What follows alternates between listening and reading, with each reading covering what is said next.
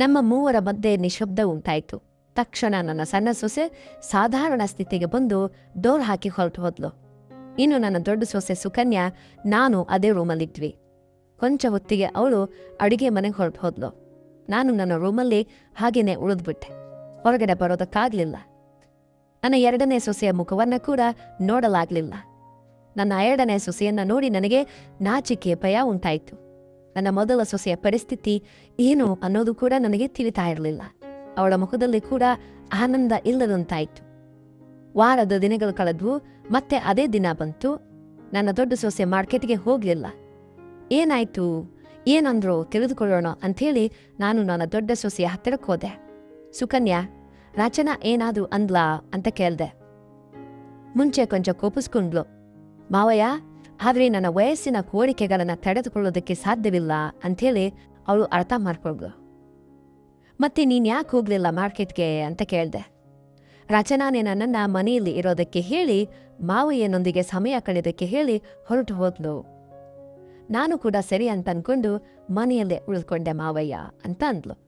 ಅಮ್ಮಯ್ಯ, ಕೊಂಚ ಎದೆಯಲ್ಲಿದ್ದ ಭಾರ ಇಳಿದಂತಾಯ್ತು. ಇನ್ನು ತಕ್ಷಣ ಅವಳ ತುಟಿಗಳನ್ನು ಮುತ್ತಿಟ್ಟೆ. ತೊಂದರೆ ಆತುರ ಪಡಬೇಡಿ ಮಾವಯ್ಯ. ರಚನಾ ಬರುವ ಸಮಯಕ್ಕೆ ಅರ್ಧ ಗಂಟೆ ಮುಂಚೆ ನನಗೆ ಫೋನ್ ಮಾಡ್ತೇನೆ ಅಂತ ಹೇಳಿದ್ದಾಳೆ ಅಂಥೇಳಿ ನನ್ನನ್ನು ಅಪ್ಪಿಕೊಂಡ್ಲು. ಕೊಂಚ ಹೊತ್ತಿಗೆ ದಣಿದು ಬೆಡ್ ಮೇಲೆ ಹಾಗೆ ವಾಲಿ ಹೋದ್ವಿ. ಕೊಂಚ ಹೊತ್ತಿನಲ್ಲಿ ನನ್ನ ಎರಡನೇ ಸೊಸೆ ರಚನಾ ಅವಳಿಗೆ ಫೋನ್ ಮಾಡಿದ್ಲು. ಅವ್ರು ಬರೋದಕ್ಕೆ 15 ನಿಮಿಷ ಸಮಯ ಹಿಡಿತೆ ಅಂಥೇಳಿ. ಇನ್ನು ನನ್ನ ಮೊದಲ ಸೊಸೆ ಎದ್ದು ನನಗೆ ಒಂದು ಮುತ್ತನ್ನ ಕೊಟ್ಲು. ನಾನು ಹೋಗಿ ಹಾಲಲ್ಲಿ ಕುಳಿತುಕೊಂಡೆ. ಅವಳು ಕೂಡ ನನ್ನ ಎದುರಿಗೆ ಹಾಲಲ್ಲಿ ಕುಳಿತುಕೊಂಡ್ಲು. ಮಾವಯ್ಯ, ನಿಮಗೆ ಒಂದು ವಿಷಯ ಹೇಳ್ತೇನೆ, ಏನು ಅಂದ್ಕೊಳ್ಳೋದಿಲ್ಲ ತಾನೇ ಅಂತ ನನ್ನನ್ನು ಕೇಳಿದ್ಲು. ಏನಂತ ಹೇಳು, ಮತ್ತೆ ಬೇಕಾ ಅಂತೇಳಿ ತುಂಟತನದಿಂದ ಕೇಳಿದೆ. ಅದಲ್ಲ ಮಾವಯ್ಯ, ರಚನಾ ನಿನ್ನೊಂದಿಗೆ ಒಂದು ವಿಷಯ ಹೇಳೋದಕ್ಕೆ ನನ್ನನ್ನು ಕೇಳಿದ್ಲು. ಏನು ಹೇಳು ಅಂತಂದೆ. ಅವಳಿಗೆ ಕೂಡ ನಾನು ಪಡೆಯುತ್ತಿರುವ ಸಂತೋಷ ಬೇಕಂತೆ. ಕಂಗಾಲೇನು ಪಡಬೇಡ ಅಂತ ಹೇಳು. ಅವಳಿಗೊಂದೊಳ್ಳೆಯ ಸಂಬಂಧ ನೋಡಿ ಮದುವೆ ಮಾಡ್ತೇನೆ ಅಂತ ಹೇಳ್ದೆ.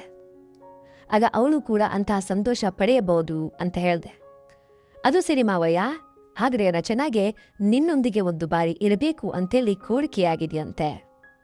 ಅದರಲ್ಲೂ ನಾವು ಚಿಕ್ಕ ವಯಸ್ಸಿನಲ್ಲಿ ನಮ್ಮ ಅಮ್ಮನೊಂದಿಗೆ ಅಪ್ಪ ಗಳಿಸಿದ ಕಳೆದ ಕ್ಷಣಗಳನ್ನು ನಾವು ದುಪ್ಪಟ್ಟಾದಿಂದ ಹೊದಿಕೆಯಿಂದ ನೋಡಿದ್ದೇವೆ, ಕಳ್ಳನೋಟದಿಂದ ನೋಡ್ತಾ ಇದ್ವಿ. ಅವಳಿಗೆ ಕೂಡ ಕೋರಿಕೆಗಳು ತುಂಬ ಹೆಚ್ಚು ಅಂತಂದ್ಲು. ಆ ಮಾತನ್ನು ಕೇಳಿದ ತಕ್ಷಣ ನನಗೆ ಮನಸ್ಸಿನಲ್ಲಿ ಸಂತೋಷ ಆಯಿತು. ಆದರೆ ಹೊರಗಡೆ ಮಾತ್ರ ಅದು ತಪ್ಪು, ಅಂಥವುಗಳನ್ನ ಮಾಡಬಾರ್ದು ಅಂತ ಹೇಳ್ದೆ. ಮತ್ತೆ ನನ್ನೊಂದಿಗೆ ಮಾಡಿದ್ದು ಏನ್ ಮಾವಯ್ಯ, ತಪ್ಪಲ್ವಾ ಅಂತ ಕೇಳಿದ್ಲು. ಅದಕ್ಕೆ ಸಮಾಧಾನದ ಉತ್ತರವನ್ನು ನೀಡೋದಕ್ಕೆ ನನ್ನಿಂದ ಸಾಧ್ಯ ಆಗಲಿಲ್ಲ. ಅವಳು ತಕ್ಷಣ ಹಾಲ್ ಡೋರ್ ಚಿಲಕ ಹಾಕಿ ಬಂದು, ಒಪ್ಪಿಕೊ ಮಾವಯ್ಯ ಅಂಥೇಳಿ ಬೆನ್ನತ್ತಿ ಬೇಡುತ್ತಾ ನನ್ನ ಮಡಿಲಲ್ಲಿ ಕೂತ್ಕೊಂಡ್ಲ.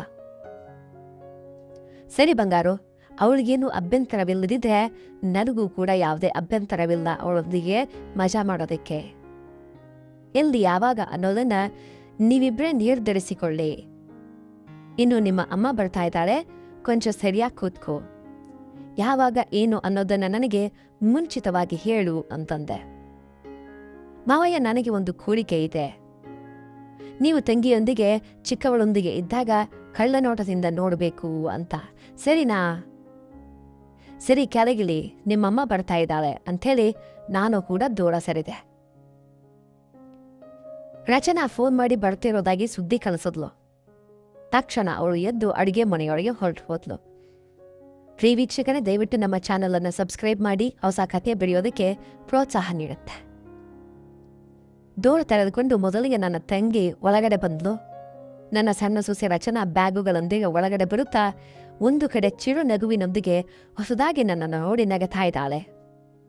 ಬ್ಯಾಗ್ಗಳನ್ನು ಹಾಲಲ್ಲಿ ಇಡುತ್ತಲೇ ಅಡಿಗೆ ಮನೆಗೆ ಅವಳ ಅಕ್ಕನ ಹತ್ತಿರಕ್ಕೆ ಹೊರಟು ಹೋಗಿ ಅಲ್ಲಿ ನಿಂತ್ಕೊಂಡ್ಲು. ನನ್ನ ತಂಗಿ ಬಾತ್ರೂಮ್ಗೆ ಅಂತ ಹೋದ್ಲು. ಏನ್ ಮಾತಾಡ್ಕೊಳ್ತಾ ಇದ್ದಾರೋ ನೋಡೋಣ ಅಂಥೇಳಿ ನಾನು ಅಡಿಗೆ ಮನೆಗೆ ನೀರಿಗಾಗಿ ಅನ್ನುವಂತೆ ಮೆಲ್ಲಗೆ ಹೋದೆ. ಅಕ್ಕ ತಂಗಿಯರಿಬ್ರು ಹರಟೆ ಹೊಡೆಯುತ್ತಾ, ಮತ್ತೆ ಮಾವಯ್ಯನಿಗೆ ನನ್ನ ಬಗ್ಗೆ ಹೇಳಿದ್ಯಾ ಅಂಥೇಳಿ ರಚನಾ ಕೇಳಿದ್ಲು. ಹೇಳಿದೆ, ಒಪ್ಕೊಂಡಿದ್ದಾರೆ ಅಂತ ಹೇಳಿದ ತಕ್ಷಣ ನನ್ನ ಎರಡನೇ ಸೊಸೆ ನನ್ನ ಮೊದಲ ಸೊಸೆಯನ್ನ ಗಟ್ಟಿಯಾಗಿ ಅಪ್ಕೊಂಡು ಕೆನ್ನೆಗೆ ಒಂದು ಮುಕ್ಕನ್ನ ಕೊಟ್ಲು. ಆ ಸನ್ನಿವೇಶವನ್ನು ನೋಡಿ ನಾನು ಅಲ್ಲಿಂದ ಹೊರಟು ಹೋಗಿ ಹಾಲಿನಲ್ಲಿ ಕೂತ್ಕೊಂಡೆ. ಇಷ್ಟರಲ್ಲಿ ನನ್ನ ಎರಡನೇ ಸೊಸೆ ಬಂದು ನನಗೆ ಟೀ ನೀಡುತ್ತಾ ಅದೇನೋ ಒಂದು ರೀತಿಯಾಗಿ ನೋಡ್ತಾ ಇದ್ದಾಳೆ. ನನ್ನ ಸೊಸೆಯಂದರು ಯಾವಾಗಲೂ ಚಿನ್ನ ದುಪಟ್ಟ ಹಾಕ್ಕೊಂಡು ನನ್ನ ಮುಂದೆ ತಿರುಗ್ತಾ ಇದ್ರು. ಅದೇನೋ ಆ ಘಟನೆ ನಡೆದ ನಂತರ ಪ್ರತಿದಿನ ನನ್ನ ಸೊಸೆಯಂದರು ಅವಳ ಅಮ್ಮ ದೂರವಾಗಿ ಇದ್ದಾಗ ಚಿನ್ನಿ ಇಲ್ಲದೆ ವೇಲ್ ಇಲ್ಲದೆ ನನ್ನೆದುರು ತಿರುಗ್ತಾ ಇದ್ರು.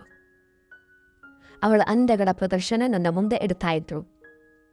ಆ ಸನ್ನಿವೇಶ ನಡೆದ ನಂತರ ನಮ್ಮ ಚಿಕ್ಕ ಸೊಸೆಯೊಂದಿಗೆ ಯಾವಾಗ ಎಂಜಾಯ್ ಮಾಡ್ತೀನೋ ಅಂಥೇಳಿ ನಾನು ಕಾಯ್ತಾ ಇದ್ದೆ. ಮಧ್ಯದಲ್ಲಿ ಎಂದಾದರೂ ಅವಳು ಒಂಟಿಯಾಗಿ ರೂಮಲ್ಲಿ ಕಾಣಿಸ್ತಾ ಇದ್ಲು. ಆದರೆ ನನಗೀಗ ಒಂದು ಮೂಲೆಯಲ್ಲಿ ಚಿಕ್ಕ ಭಯ, ಅವಳು ಏನ್ ಅನ್ಕೊಳ್ತಾಳೋ ಅಂತ. ದೊಡ್ಡ ಸೊಸೆಯಾದ್ರೆ ದೊಡ್ಡದಾಗಿ ಭಯ ಪಡೋ ಕೆಲಸವೇ ಇರಲಿಲ್ಲ. ಯಾಕಂತಂದ್ರೆ ವಿ ಎಂಜಾಯ್ಡ್ ಅ ಲಾಟ್. ಅವಳು ಒಂಟಿಯಾಗಿ ದೊರಕಿದಾಗ ಸಿಕ್ಕಾಗ ಕೆಲಸಗಳನ್ನು ಮಾಡ್ತಾ ಇದ್ದೆ. ಚಿಕ್ಕ ಸೊಸೆಯನ್ನು ಕೂಡ ಹಾಗೆ ಮಾಡಬೇಕು ಅನ್ನೋದು ನನ್ನ ಕೋರಿಕೆ.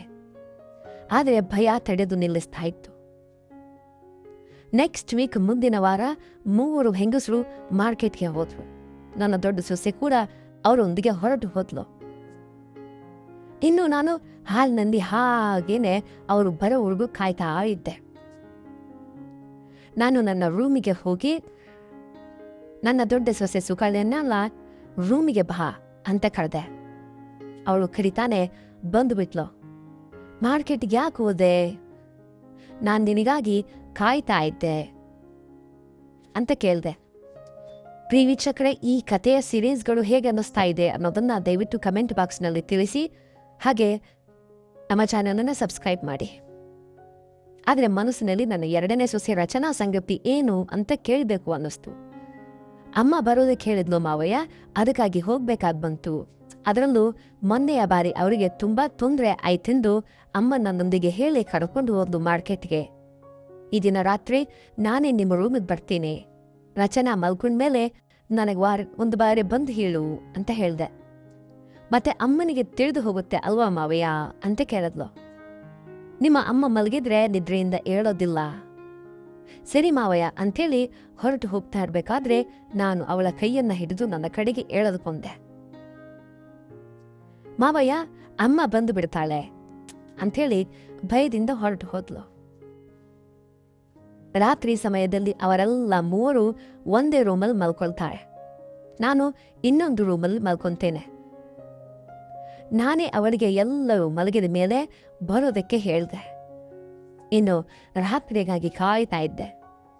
ಭೋಜನದ ಊಟದ ನಂತರ ನನ್ನ ದೊಡ್ಡ ಸೊಸೆ ಮಾವಯ್ಯ ಬೇಗ ಬಂದು ಬೇಗ ಹೊರಟು ಹೋದ್ನೆ, ಮತ್ತೆ ಅಮ್ಮನಿಗೆ ತಿಳಿದರೆ ಚೆನ್ನಾಗಿರಲ್ಲ ಅಂತ ಹೇಳಿ ಹೊರಟು ಹೋದ್ಲು. ನನ್ನ ರೂಮಿನಲ್ಲಿ ನಾನು ಮಲ್ಕೊಂಡೆ. ಅವಳಿಗಾಗಿ ಕಾಯುತ್ತಾ ಹಾಗೇನೆ ಮಲಗಿಬಿಟ್ಟೆ. ರಾತ್ರಿ ನಡುರಾತ್ರಿ ನನ್ನ ರೂಮಿಗೆ ಅವಳು ಬಂದ್ಲು. ನನ್ನ ಪಕ್ಕದಲ್ಲಿ ಕೂತ್ಕೊಂಡು ನನ್ನ ಮೇಲೆ ಕೈಗಳನ್ನು ಹಾಕಿದ್ಲು. ನಾನು ಒಳ್ಳೆಯ ನಿದ್ರೆಯಲ್ಲಿದ್ದೆ.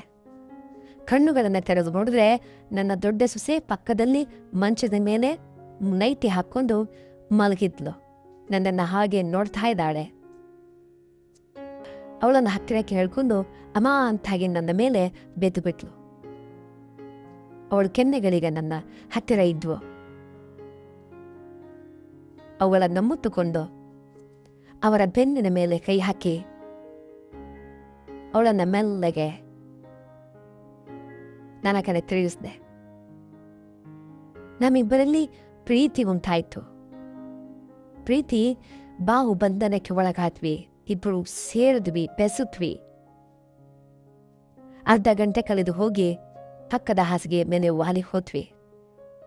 ಒಂದು 10 ನಿಮಿಷಗಳ ಕಾಲ ನನ್ನ ಸೊಸೆ ನನ್ನ ಪಕ್ಕದಲ್ಲೇ ಮಲ್ಕೊಂಡು ಎದ್ದು ಮಾವಯ್ಯ ಹೋಗ್ತೇನೆ, ಅಮ್ಮನಿಗೆ ತಿಳಿಯುತ್ತೆ ಅಂಥೇಳಿ ಹೊರಟು ಹೋದ್ಲು. ಬೆಳಗ್ಗೆ ಎದ್ದು ನೋಡಿದ್ರೆ ನಾನು ಒಂಟಿಯಾಗಿ ಮಲ್ಕೊಂಡಿದ್ದೆ. ನನ್ನ ತಂಗಿಗೆ ವಯಸ್ಸಾಗ್ತಾ ಇರೋದ್ರಿಂದ ಬೆಳಗ್ಗೆ 10 ಗಂಟೆಗೆ ನಿದ್ರೆಗೆ ಎದ್ದೇಳ್ತಾಳೆ. ಕಾಫಿ ತಗೊಂಡು ಬಂದು ನನ್ನ ಚಿಕ್ಕ ಸೊಸೆ ನನ್ನನ್ನು ಅದೂ ರೀತಿಯಾಗಿ ನೋಡ್ತಾ, ಇದ್ಲು. ಯಾಕೆ ಅವಳು ಹಾಗೆ ನೋಡ್ತಾ ಇದ್ದಾಳೆ ಅಂಥೇಳಿ ಅತ್ತ ಇತ್ತ ಗಮನಿಸಿದೆ. ಮಂಚದ ಮೇಲೆ ನನ್ನ ದೊಡ್ಡ ಸೊಸೆಯ ಇದು ಬಿದ್ದಿತ್ತು. ಅದನ್ನು ನೋಡಿ ಚಿಕ್ಕದಾಗಿ ನಗತಾ ಇದ್ಲು. ಕಾಫಿ ಕುಡ್ಕೊಂಡು ಎದ್ದೆ. ಇಷ್ಟರಲ್ಲಿ ನನ್ನ ದೊಡ್ಡ ಸೊಸೆ ಬಂದು ಅವಳು ತೆಗೆದುಕೊಂಡು ಹೊರಟೋದ್ಲು ಅದನ್ನು. ಅದನ್ನ ಕಾಫಿ ಕುಡಿದು ನಾನು ಬಾತ್ರೂಮ್ಗೆ ಹೋಗಿ ದಿನಚರಿಗಳನ್ನ ಪೂರ್ತಿ ಮಾಡಿಕೊಂಡು ಪೇಪರ್ ತಗೊಂಡು ಹಾಲಲ್ಲಿ ಬಂದು ಕೂತ್ಕೊಂಡೆ. ನನ್ನ ತಂಗಿ ಕೂಡ ಎದ್ದು ಅಡಿಗೆ ಮನೆಗೆ ಇಬ್ಬರು ಹೆಣ್ಣು ಮಕ್ಕಳೊಂದಿಗೆ ಹೋದ್ಲು. ಅವಳ ದಿನಚರಿ ಕೂಡ ಪ್ರಾರಂಭ ಆಯಿತು. ಇನ್ನು ದಿನನಿತ್ಯದ ಕಾರ್ಯಕ್ರಮಗಳು ಆರಂಭಗೊಂಡು. ಇಷ್ಟರಲ್ಲಿ ನಾನು ನನ್ನ ದೊಡ್ಡ ಸೊಸೆಯನ್ನ ಒಳಗಡೆ ಬರೋದಕ್ಕೆ ಸಂಜ್ಞೆ ಮಾಡಿದೆ. ರಚನಾ ಪರಿಸ್ಥಿತಿ ಏನು? ಅವಳು ನನ್ನನ್ನು ಅದೇನೋ ಒಂಥರ ನೋಡಿ ನಗತಾ ಇದ್ದಾಳೆ ಅಂತ ಅವಳನ್ನ ಕೇಳಿದೆ. ಮಾವಯ್ಯ, ರಚನಾಗೆ ಅಂತೆಲ್ಲ ಎಲ್ಲವೂ ತಿಳಿದಿದೆ, ಅದಕ್ಕೆ ಅವಳು ನಗತಾ ಇದ್ದಾಳೆ ಅಂತಂದ್ಲು. ಇನ್ನು ಮಾಮೂಲಿಯಾಗಿ ನನ್ನ ಇಬ್ಬರು ಸೊಸೆಯರ ಬಟ್ಟೆಗಳ ಅಳತೆಗಳು ಒಂದೇ ರೀತಿಯಾಗಿ ಇದ್ದಾವೆ. ಇಬ್ಬರು ಬಟ್ಟೆಗಳನ್ನು ಹಂಚಿಕೊಳ್ತಾರೆ. ಅವಳು ಇವಳದನ್ನು ಹಾಕ್ಕೊಂತಾಳೆ, ಇವಳು ಅವಳದನ್ನು ಹಾಕ್ಕೊಂತಾಳೆ. ಮಾತ್ರವಲ್ಲ, ಸಂಪೂರ್ಣವಾಗಿ ವಿಂಗಡಿಸಿ ಇಟ್ಕೊಳ್ಳೋದಿಲ್ಲ. ಇಬ್ಬರು ಒಬ್ಬರದೊಬ್ಬನ್ನ ಹಾಕ್ಕೋತಾರೆ. ಒಂದೊಂದು ಬಾರಿ ನನ್ನ ದೊಡ್ಡ ಸೊಸೆ ಬಟ್ಟೆಗಳನ್ನು ನನ್ನ ಎರಡನೇ ಸೊಸೆ ಹಾಕ್ಕೊಂತಾಳೆ. ನನ್ನ ಎರಡನೇ ಸೊಸೆ ಬಟ್ಟೆಗಳನ್ನು ನನ್ನ ದೊಡ್ಡ ಸೊಸೆ, ನನ್ನ ಪ್ರಿಯೆ ಸುಕನ್ಯಾ ಹಾಕೋತಾಳೆ. ಇನ್ನು ನಾನು ಮೋಹ ಮಾಟವಿಲ್ಲದೆ, ಸಂಕೋಚವಿಲ್ಲದೆ ರಚನಾಗೆ ಅಂಗೀಕಾರವೇ, ಸಮ್ಮತಿಯೇ ಅಂತ ಕೇಳಿದೆ. ಅದಕ್ಕೆ ಸುಕನ್ಯಾ, ಹೌದು ಮಾವಯ್ಯ, ಅವಳಿಗೂ ಕೂಡ ಇಷ್ಟವೇ, ಆದರೆ ಅವಳು ಕೊಂಚ ನಾಚಿಕೆ ಪಡ್ತಾ ಇದ್ದಾಳೆ, ಹೇಗೋ ನೀವೇ ಅವಳೊಂದಿಗೆ ಮಾತಾಡಿ ಅಂಥೇಳಿ ಹೊರಟು ಹೋದ್ಲು. ಸರಿ, ಅವಳನ್ನು ಒಳಗೆ ಬರೋದಕ್ಕೆ ಹೇಳು ಅಂತೇಳಿ ಅವಳು ಹೋಗಿ ನನ್ನ ಎರಡನೇ ಸೊಸೆಯನ್ನ ಕರೆದು ಒಳಗಡೆ ಕಳಿಸಿದ್ಲು. ಇನ್ನು ನನ್ನ ಎರಡನೇ ಸೊಸೆ ನಾಚಿಕೆಯಿಂದ ಕೋಣೆಗೆ ಬಂದ್ಲು. ಅಂದು ಮಧ್ಯಾಹ್ನ ನಿಮಗೆ ಇದಕ್ಕಿಂತ ಮುಂಚೆ ಕೂಡ ಹೇಳಿದ್ದೇನೆ, ನಮ್ಮ ಮನೆಯಲ್ಲಿ ಮಧ್ಯಾಹ್ನ ಕೂಡ ಮಲ್ಕೊಳ್ತಾರೆ ಅಂತ. ನನ್ನ ದೊಡ್ಡ ಸೊಸೆ, ನನ್ನ ತಂಗಿ ಅವರ ಕೋಣೆಯಲ್ಲಿ ಮಲ್ಕೊಂಡಿದ್ದಾರೆ. ನಾನು ನನ್ನ ರೂಮಲ್ಲಿ ಅವಳೊಂದಿಗೆ ಇದ್ದೇನೆ. ಇತ್ತ ಬಾ ರಚನಾ ಅಂತ ಕರೆದೆ. ಅದಕ್ಕೆ ನನ್ನ ಎರಡನೇ ಸೊಸೆ ಕೊಂಚ ಗಂಡು ಬೀರಿ ಥರ ಶರ್ಟ್ ಪ್ಯಾಂಟ್ಗಳನ್ನು ಹಾಕುತ್ತಾಳೆ, ಜೀನ್ಸ್ ಪ್ಯಾಂಟ್ಗಳನ್ನ ಹಾಕುತ್ತಾಳೆ. ಆ ದಿನ ಕೂಡ ಟೀ ಶರ್ಟ್ ಮಿಡ್ಡಿ ಮೊಳಕಾಲ್ನವರೆಗೂ ಹಾಕೊಂಡಿದ್ಲು. ಬಂದು ನನ್ನ ಪಕ್ಕದಲ್ಲಿ ಕೂತ್ಕೋ ಅಂತ ಹೇಳಿದೆ. ನನ್ನ ಪಕ್ಕದಲ್ಲಿ ಹಾಗೇನೆ ಕೂತ್ಕೊಂಡಿದ್ದಾಳೆ. ನಾನು ಅವಳ ಕೈಯನ್ನ ತೆಗೆದುಕೊಂಡು ಪಕ್ಕದಲ್ಲಿ ಆ ಬೆರಳುಗಳಲ್ಲಿ ಸೇರಿಸುತ್ತಾ ಅವಳ ಕಡೆಗೆ ನೋಡಿದೆ. ರೂಮ್ ಕೊಂಚ ಕತ್ತಲೆಯಾಗಿ ಇರೋದ್ರಿಂದ ಅವಳೊಂದಿಗೆ ಮಾತಾಡ್ತಾ ಇದ್ದೇನೆ. ಅವಳ ಕೈ ಬೆರಳುಗಳನ್ನು ಹಿಡಿದುಕೊಂಡು ಈಗ ನಾನು ಅವಳ ಪಕ್ಕಕ್ಕೆ ಜರುಗಿ ಅವಳ ಕೈಗೆ ಕೊಡುತ್ತಾ ರಚನಾ ಅಂತ ಕರೆಯೋದಕ್ಕೆ ಅವಳು ತಲೆಯನ್ನು ನನ್ನ ಕಡೆಗೆ ತಿರುಗಿಸಿದ್ಲು. ತಕ್ಷಣ ಅವಳ ಕೈಗೊಂದು ಬುತ್ತನ್ನೇಕೆ. ಅವಳಿಗೆ ಹೆಚ್ಚು ರೆಸ್ಪಾನ್ಸ್ ಕೊಡಲಿಲ್ಲ, ಅವಳಿಂದ ಹೆಚ್ಚು ರೆಸ್ಪಾನ್ಸ್ ಇರಲಿಲ್ಲ. ಆದರೆ ಹಾಗೇನೇ ಇದ್ದಾಳೆ. ನಾನು ಇನ್ನೊಂದು ಕೊಂಚ ಉತ್ತೇಜಿತನಾಗಿ ಮಳೆಯನ್ನು ಸುರಿಸ್ತಾ ಇದ್ದೇನೆ. ವೀಕ್ಷಕರೇ, ಇವಳೊಂದಿಗೆ ನಾನು ಹೇಗೆ ಎಂಜಾಯ್ ಮಾಡಿದೆ ಅನ್ನೋದಕ್ಕೆ ಭಾಗ 5 ಅಂತ ಕಮೆಂಟ್ ಮಾಡಿ, ನಮ್ಮ ಚಾನಲನ್ನು ಸಬ್ಸ್ಕ್ರೈಬ್ ಮಾಡಿ. ಮುಂದಿನ ವಿಡಿಯೋನಲ್ಲಿ ಭೇಟಿಯಾಗೋಣ. ಧನ್ಯವಾದಗಳು.